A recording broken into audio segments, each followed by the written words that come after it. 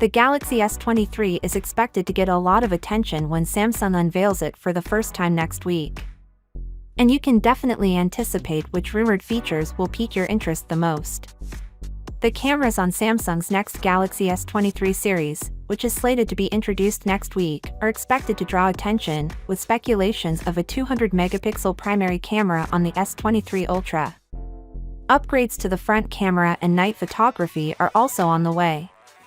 The phones are expected to be powered by the Snapdragon 8 Gen 2 CPU, which raises expectations for improved performance and battery efficiency. While the camera enhancements are notable, Samsung's Galaxy Unpacked event on February 1st will most likely reveal other Galaxy S23 features. Despite the focus on high-profile upgrades, there are rumors of further advancements that may be included in the new phones. No more, we'll throw some light on a handful of these ignored Galaxy S23 rumors and what they may mean for Samsung's next flagships. Whether it's features that have been lost in the hustle or ones whose potential effect hasn't been fully realized, these Galaxy S23 upgrades would be significant if they came to fruition.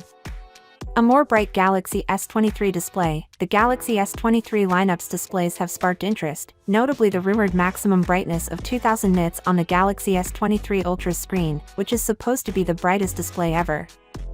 The Ultra Dynamic Range UDR OLED panel from Samsung is of this quality, but it was just recently launched and may not be included in the phones that will be released in February. But don't worry, at least one Galaxy S23 model may have a considerably brighter display than its predecessor. According to rumors, all three S23 models, including the entry model Galaxy S23, would have screens with 1750 nits of maximum brightness.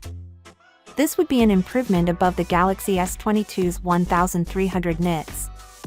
In essence, for the predicted $799 price tag, a phone with the same maximum brightness as the previous year's Galaxy S23 Ultra could be purchased.